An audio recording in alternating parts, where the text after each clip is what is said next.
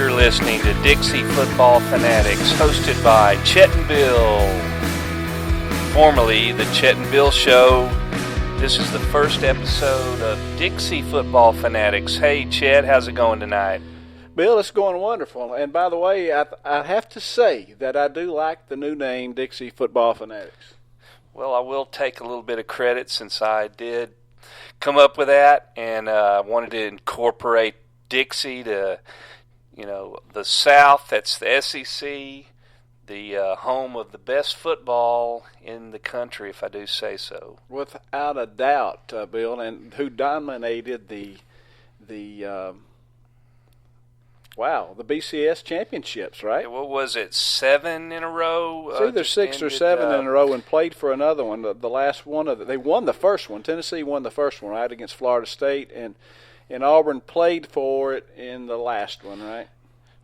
That's right, but, hey, we got to include Florida State. That's in the heart of Dixie. It's not in the heart of Dixie, but Florida is in the southern region of the United States. They're not an SEC team, but, we have had quite a run of southeastern teams in the BCS era, and now we're going into what they're calling the college football playoff this year, and you're going to hear everybody talking about who's your 4 teams, what's 4 teams. We're going to have 4 teams in a playoff this year. I know, and then one of them they jumped on early was UCLA, Bill. UCLA hadn't had a good football team in some time, and there's a lot of pundits are saying, hey, UCLA is going to be one of the 4 teams. UCLA won the other day, but they won by scoring 3 defensive touchdowns, Bill. Their offense better come on along because you're not going to score 3 defensive touchdowns every weekend in college football. No, they were coming into that game against Virginia, rated number 7, and like I said, they eked out a 28-20 win. They were favored in that game by 18 points. Wow. And sure, you heard UCLA. You got to think the Pac-12 will send a representative. Yeah, and, I would think so. And you'd think the teams that you hear mentioned are UCLA and Oregon, which we'll get to how Oregon did, but I know UCLA was kind of a disappointment. Yep. Speaking of maybe other disappointments, Bill, is South Carolina on Thursday night. I know we watched it together with a number of our friends over here at my football viewing room, and had a good night. Great wings by David Glenn, by the way, some of the best wings I ever ate. But. Yeah, it was a great night of food, friends, and football. But, Texas A&M come out blasting, winning 52-28. They came into that game rated 21, visiting South Carolina, who was 9th rated. And, they put a whooping on the Gamecocks. And actually, they've ascended up to number 9 in the nation this week in the polls. A&M is in the top 10. Well, what was interesting about that, if I'm not mistaken, I think South Carolina was double-digit favorites in that game. Because, people were expecting Texas A&M to, they don't have Johnny Manziel. They lost one of their star wide receivers, and they thought, well, Texas A&M's offense is not what it's going to be. And so, hey, South Carolina's got – some people are saying South Carolina may have the best offensive line, at least in the Southeastern Conference. Some people said maybe in the country. And Spurrier's had three in a row, 11-1 win seasons. Yeah, you're right. They came in about 9.5, 10-point favorites, that South Carolina, that is. And, like you said, A&M losing Johnny Manziel and Mike Evans, 2 first-team All-Americans. And but maybe the most prominent thing people were talking about was the A&M defense, about how bad they were. And hey, they weren't bad against South Carolina. They really showed up. And Kenny Hill, the new quarterback for A&M, was the star. He actually broke Manziel's first game record for passing. Yeah, that was interesting. He had a great game without a doubt. And they actually, they moved the ball pretty well at will on South Carolina the other day, which is kind of shocking because you're expecting South Carolina to have a pretty good defense. You got the stats on that game, Bill? I mean, I know you've been looking at them. There was some eye-popping stats coming out of that game Thursday night. As I said, Kenny Hill attempted 60 passes, completed 44 for an amazing 511 yards, 3 touchdowns. A&M had 2 receivers over 10 catches each. Williams with 13. Well, T. Williams and B. Williams. I'm forgetting their first names, but no, that's the rushing. My bad. Kennedy, 14 catches, 137 yards. So just a huge passing game against South Carolina. And Spurrier's, he was quite unhappy on the sideline. I know I saw him throw the headsets down at least once in anger. Yeah. Now, moving on from that, I mean, one of the biggest disappointments, I guess, over the weekend, was maybe Vanderbilt. I mean, they embarrassed the conference. They lost to Temple 37-7, Bill. I mean, there's a team that they set a record with 3 straight bowls that Franklin took them to. They think they get a good coach from this guy that's coming out from Stanford. And, and Derek Mason, he has like no charisma about himself at all. And it's just, they literally laid an egg, Bill. I mean, an embarrassing egg for the SEC. The only SEC team to lose an out-of-conference game this past weekend. And they lost it to a Temple team, Bill. Yeah, that was a very forgettable night for Vanderbilt going into the late game Thursday night on the SEC Network. And Temple just jumped all over them. Ended up, there were several rain delays in that game. It started, 10 o'clock. But when you get beat by Temple 37-7, I mean, that's... Am I mistaken, or did they say Vandy turned the ball over 7 times? Is that right or wrong? Seemed like I read that somewhere, and if that is, that's just crazy. I know the Vandy, I bailed out on that game, went to bed early, and I saw they played 3 different quarterbacks, looks like, and I'm seeing 3 interceptions for Vandy. I don't have the fumbles in front of me, but just real. Just a poorly played football game. They just didn't play at all. But I tell you what, Florida played some more game the other day. What do you think of that game? Florida State. No, I'm talking about Florida. They got 10 seconds in, right? That was another one I didn't see, but there wasn't anything to see but rain falling down practically. But I just found out tonight that game has been canceled. Will not be made up. I guess it was Idaho, right? Do they get their Idaho? Yeah, they get their money? I guess they get their money. What I understand is they will get paid $975,000. And they won't even have to take a loss. I mean, that's not a bad deal. How's that affect Florida? Should they turn out to be pretty good and they have one less game than everybody else? Well, I think you're going to see a lot of opinion on that, and not having 12 games, it could affect their bowl eligibility. I mean, they're expected to rebound and have a good year, but I mean they're going to only play 11 games, so that could definitely hurt. Because Idaho is an FBS, right? They're the football bowl series, right? They're not a FCS school, right? I believe they are in the same division, the FBS, and but yeah, that game was never got off the ground. But I mean, Chet, I don't know about you. I think you did the same thing, but I was looking so forward to the season starting Thursday. I watched games Thursday night. I think there was a game on Friday. I might have caught a little bit. All day Saturday, a game started at 7:30 in the morning with UCF and Penn State. And by the way, that turned out to be a pretty good game. I mean, Franklin won his opening game obviously the head coach at Penn State. And won it on a last-second field goal. The last play of the ball game, kicked a field goal to win the game. Yeah. I think Franklin is a good coach, and honestly, I'm glad. As a Tennessee fan, I hate it sounds kind of wimpy, but I'm kind of glad to have him out of Vanderbilt. I mean, he was doing a good job at Vandy, as per the record, as per the bowls.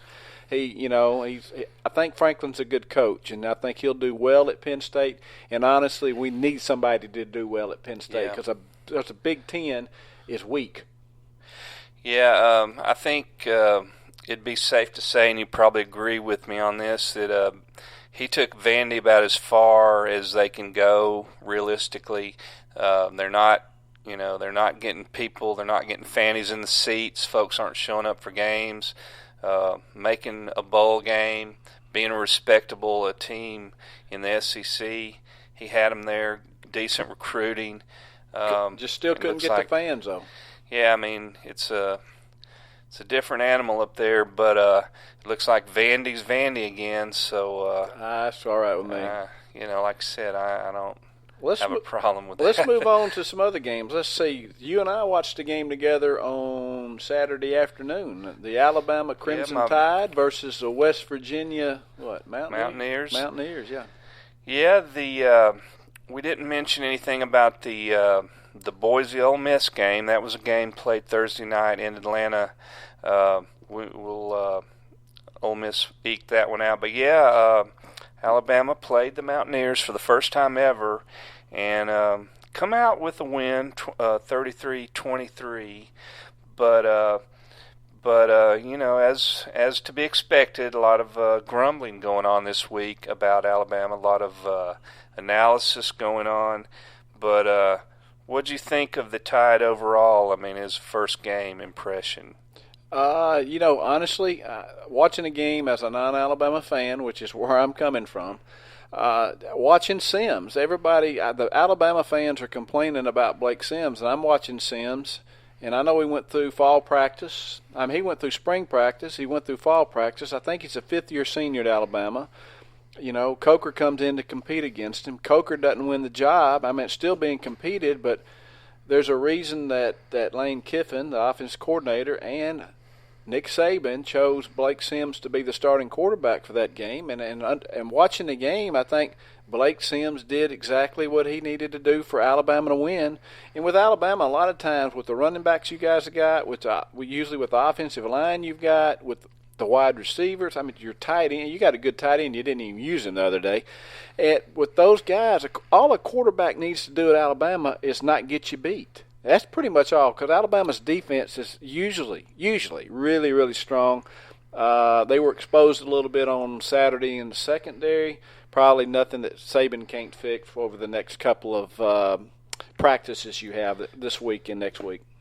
Yeah, I kind of agree with you on those points that, Blake Sims is a guy that's been in the program 5 years. He's a guy that has really bounced around, done anything that's asked for him. He's been, I think he lined up at receiver. He's been primarily a running back, and he is switched over to quarterback. He was the top backup for A.J. McCarron last year, but I think he has really shown a lot of leadership, gained a lot of confidence from the coaching staff, and it's kind of the competition's still on, but he really represented himself well. His passing percentage, it wasn't anything daring, wasn't a whole lot of downfield, just a few throws. One bad throw that was picked downfield, but yeah, Alabama quarterback, don't make mistakes, don't make stupid plays, hold ball security, and hand off to those studs in the backfield. And the defense, if they tighten up a little more, Bama's going to go a long way as expected. But an improved West Virginia team is what they beat, and I think a lot of people are going to see West Virginia is going to be a respectable team this year, but Alabama gets the win. A couple of cupcakes on the menu for the next couple of weeks when Florida comes to town, September 20th. Well, again, watching that game, I was impressed with some things that West Virginia was able to do against Alabama. It looked like they had a couple of really good wide receivers that made some very good plays against Alabama, and they had the quarterback played a good game. And then you also, one of the things that hurt West Virginia the other day, they had about 4 drops that really hurt them. I know Alabama had one that was 6 if a guy hadn't dropped a touchdown, but West Virginia dropped 4 passes, and then they had a couple of, and you even agreed with me the other day, which is kind of shocking because there was a couple of calls that went Alabama's way that probably should not have went out. There was an interference call that was awful weak, if you remember that, and then that personal foul penalty out of bounds, where it's about 10 yards out of bounds, and you asked me, the guy's trying to stop the Alabama guy from running him over him. Yeah, I mean, I guess we could say, well, it's opening week for the referees, but there were some blatant bad calls in that game. So, but it was a good game, big win for Bama. So, like you say, couple of cupcakes. Florida Atlantic, Southern Miss, both really, really weak teams. And then you've got we had another good game. At the same time, Auburn was going with Arkansas, which was a game that at halftime, Bill, that game was 21-21. I mean, it looked like Arkansas was going to play with Auburn, and maybe you have to bring in the upset. A lot of people had called for a tight game, but even though the spread was 3 touchdowns.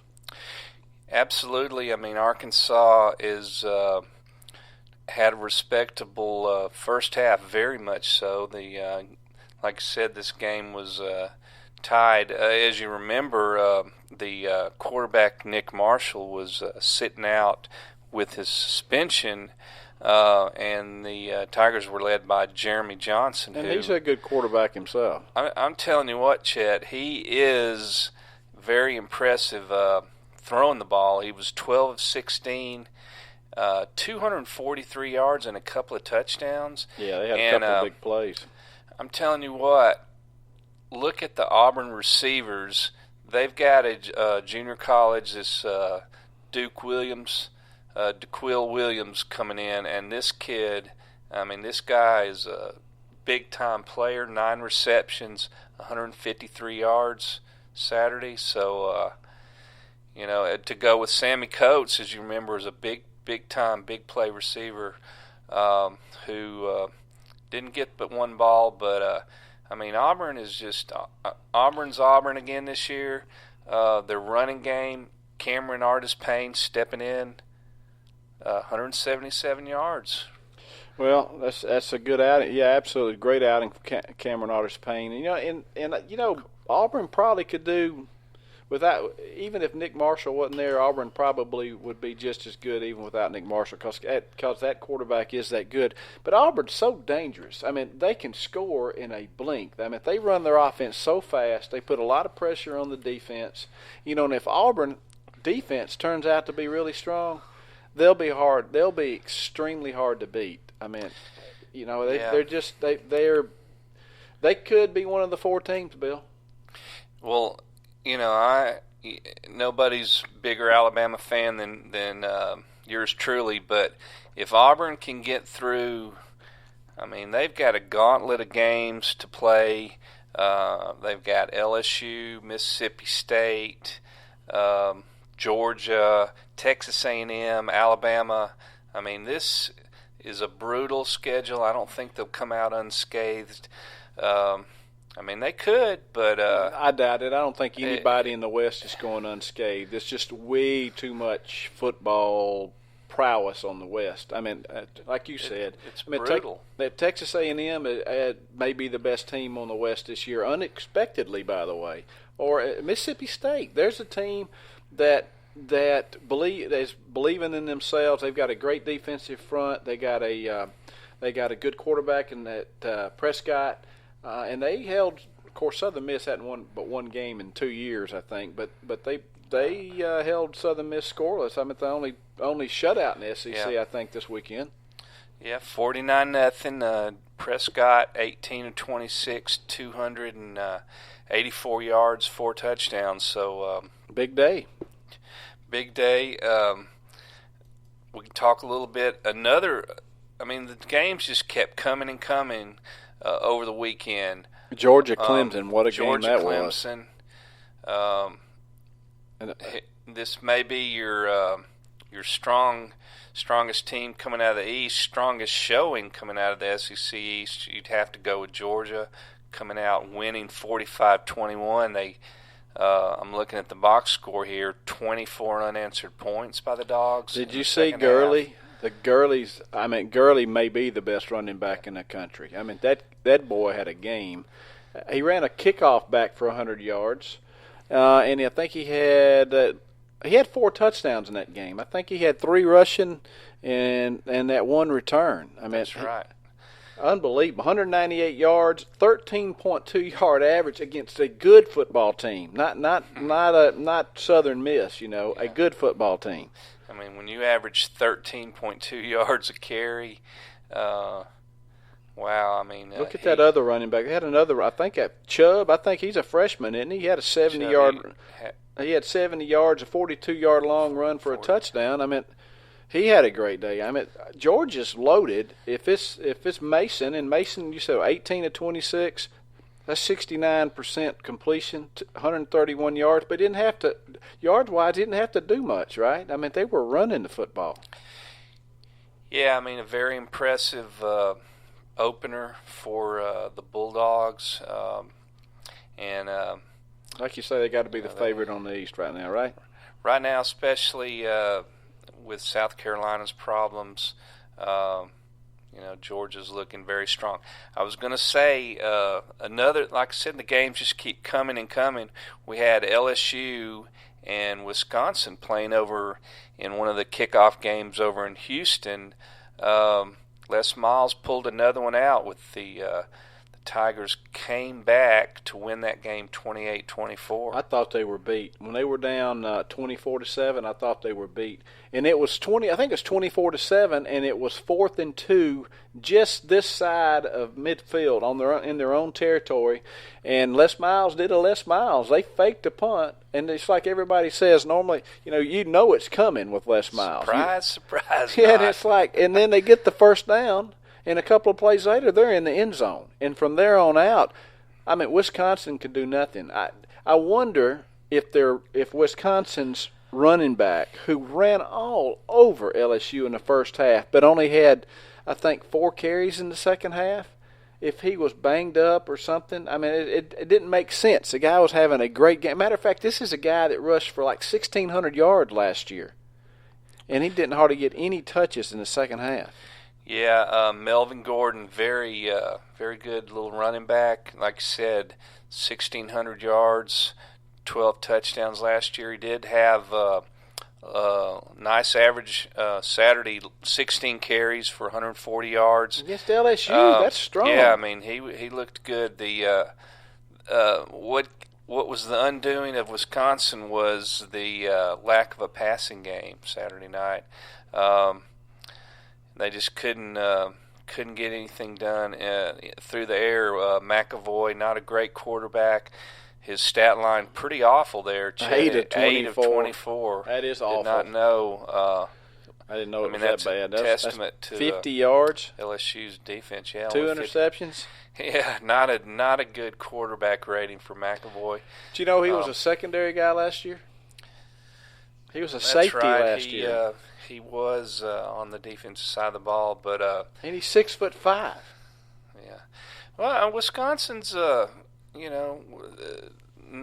They're going to be a top 10 team probably, but LSU breaking in a new quarterback. Jennings had a serviceable night, a couple of touchdowns.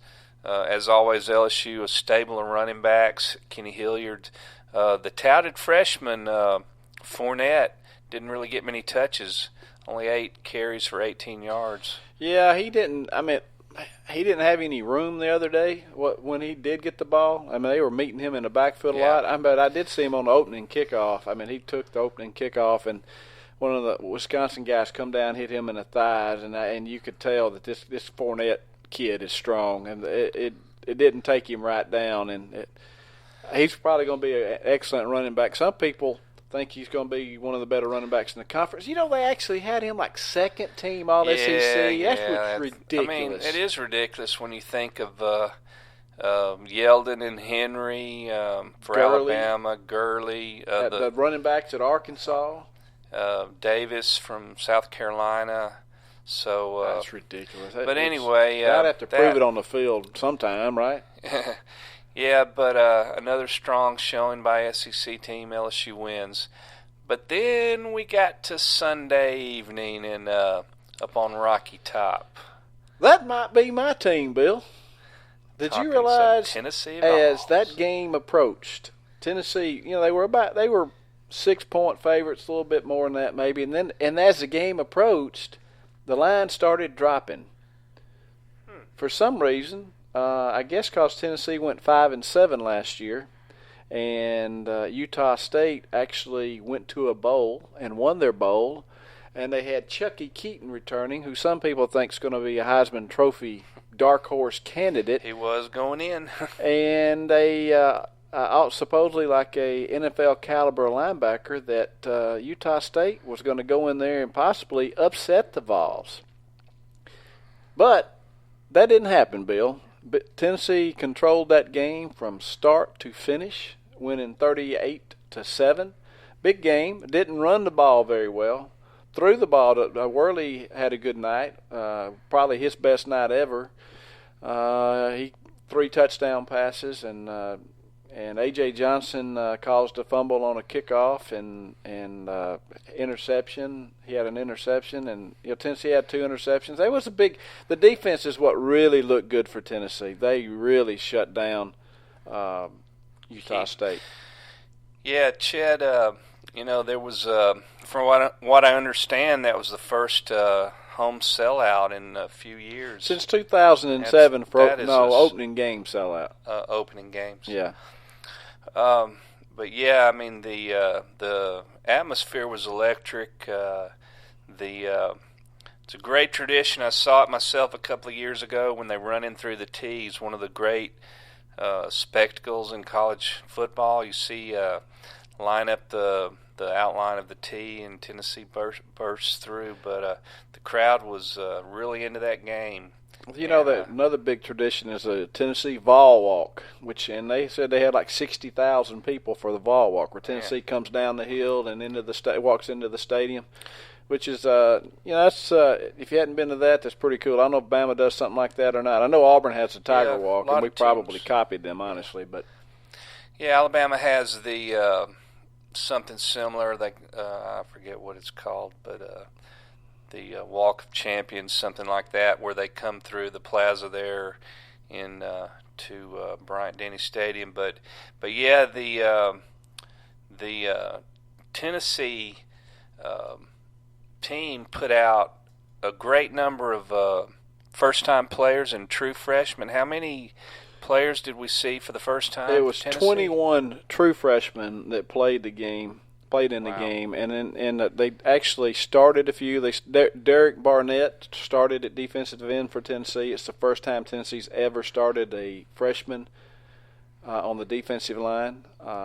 You had Ethan Wolf started at tight end, true freshman. Yeah, he got the ball early, first series. Daniel Helm, tight end, played for Tennessee. A freshman played for Tennessee. Jalen Hurd, running back. Jalen Hurd. He played.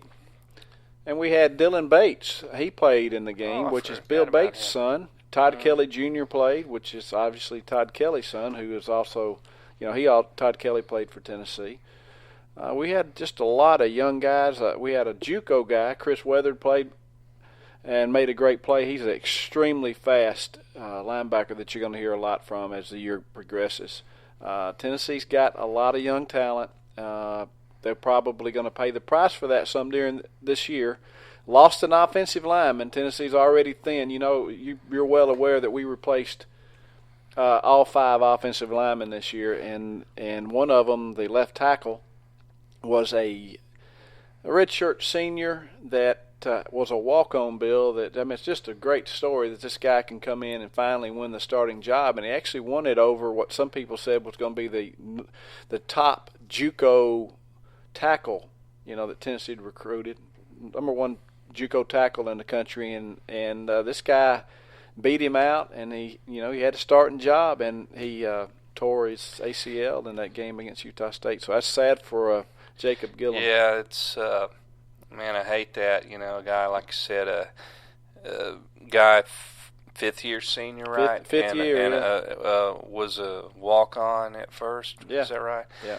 But yeah, that's going to hurt their depth on the offensive line. But it didn't have any to begin with, and that's even worse, right? I'm telling you what. Looking at the Tennessee stat line that jumps out at you, how many receivers 11 had catches? 11 different receivers. Big time. Yeah, and it ranged from running backs. You had Marlon Lane caught a pass, Jalen Hurd caught a pass, Pig Howard caught a pass, and you got Von Pearson, you got Helm, you got Howard. Downs, you got Wolf, you got North, you got Josh Smith, you got Kroom. Who did I miss? I don't know. M. Lane, Downs, Hurd. But, yeah, Pig Howard, the leading receiver with 6 catches. But man, not a big rushing totals for It's Tennessee. terrible. It wasn't very good. Maybe, Utah State never could get going against Tennessee. Was very opportunistic, stopping Keaton. They never could. Utah couldn't get the running game going either. But just a great win for Tennessee. Energized the fan base. Tennessee's going to. Don't they host Arkansas State this week? We got Arkansas State this week, and I think it's funny. After Tennessee won this past Sunday night, the line jumped from 14 to 18 points, like overnight, against Arkansas State. So, yeah, I mean, Tennessee shouldn't have any problem, but it's a youthful football team, and so youth a lot of times makes mistakes, but they appeared to be pretty well disciplined, especially on defense. Utah State didn't even cross the 50-yard line in the first half. Yeah, I mean, I saw that, and like I said, Tennessee was making some plays. Just a lot of contributors, new players in there, and just a big win for the Vols. And they're looking ahead on the schedule. Got Oklahoma coming up, so that's going to be in a couple of weeks. So what about this week's games, Bill? And we know Tennessee's playing Arkansas State. That ought to be another win for the SEC. Alabama's playing Florida Atlantic. I'd say that's probably a big win. I think Alabama's fourth team could beat Florida Atlantic. Yeah, Florida Atlantic getting pummeled by Nebraska last week. Going to pick up another paycheck in Tuscaloosa, but Alabama should roll easy on that. I like to see Jake Coker getting a lot of playing time at QB as the quarterback battle continues. Toledo and Missouri. How about that could be? Let's just go out on a limb and say Toledo gives them a game. I wouldn't be surprised. I mean, Toledo is actually being led by Philip Eli at quarterback. He is a transfer from Alabama. Never really got up the depth chart with McCarron there. Had a nice game for Toledo. Hey, I wouldn't be surprised if Missouri has a lot on their hands for that game. UAB coming off a big game. UAB beats Troy, just whoops up on them. What, 50-0 or something? It's pretty bad. In Bill Clark's first game as coach, they're playing Mississippi State. We had all the big games last week. This week, not so much. And Georgia don't play this week. They played one game and took off. Yeah, Georgia be back next week. Kentucky, a big win over UT Martin last week. They got the Ohio University. Should be an easy win, you'd think, for the Wildcats. Florida's got their first game of the year now since they decided not to play the Idaho game after the rain out. So Florida plays Eastern Michigan. Eastern Michigan, one of the worst teams in FBS. It should be a slaughter as Florida gets on the field finally. Arkansas should pick up a win. Got Nicholls State, and probably the only SEC contest matchup of the week. Yeah. Vandy hosting Ole Miss. Look for Vandy to lose that game, probably by at least 3 touchdowns. I'm going to go out on a limb here, Bill, and say 38-10, Ole Miss.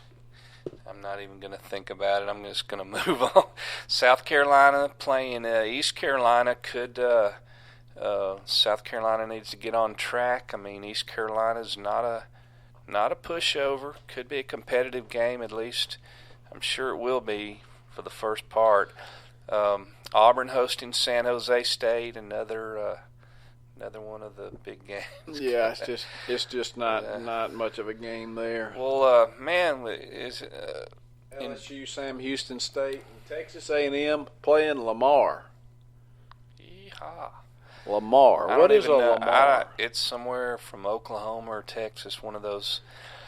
That's going to be ugly. But yeah, so folks, if you gotta, want to go fishing, do some yard work, this might be the week to do it. Yeah, because the following week you're going to want to make sure you tune into Tennessee and Oklahoma. Yeah, it's going to get a lot better real soon. I know there's a big national game. Michigan State and Oregon's playing this week. That'd be a good game. That'd be the game to watch, I would say. Michigan State, Oregon, Notre Dame, and Michigan. That's a good. Well, Notre Dame. Notre Dame played a good football game this past Saturday, right? They won big. I think they played Rice, had a big win, but yeah, just going into week 2, we're still pumped up, and Dixie Football Fanatics is going to be coming at you every week. We're gonna try to get a new website up. Yeah, we need to get our new website up. For right now, we'll be putting the stuff up on the chetandbillshow.com site until we get the other one, cleaned up the way we'd like to have it and getting everything in order. But hey, to all our listeners, we certainly appreciate you taking the time to listen to Bill and myself as we do what we like to do, and that's sit and talk about SEC football. We're just Dixie Football Fanatics. Chet and Bill, the Dixie Football Fanatics. Yeah, Chet, where can they find us, our podcast? Right now, chetandbillshow.com. And, of course, we'll put a link on our Facebook page, which is, what is that, Facebook, Chet and Bill Show? Yeah, that's pretty easy to find, Chet and Bill Show. And we actually have iTunes account. Yeah, and, tell your friends and click the like button. And, we've been sitting at, I think, 149 likes. If we can... we hadn't pushed it, though. We need to get where we push this stuff a little harder. I mean, we love doing what we do here. We enjoy it. And I hope you guys are enjoying it as much as we enjoy, doing the show for you. Or are we doing it for ourselves? We like it so much. I don't know. Well, if you're listening here to us at the end of the show, we appreciate it. And we're glad you're tuning in. And... check back with us. You can find us, like I said, on chetandbillshow.com, Facebook, YouTube, Twitter, all that stuff. So we'll be back next week, and that's about it for week 1 of Dixie Football Fanatics. Have a good week. Yeah, you too, Chet. Carry us out.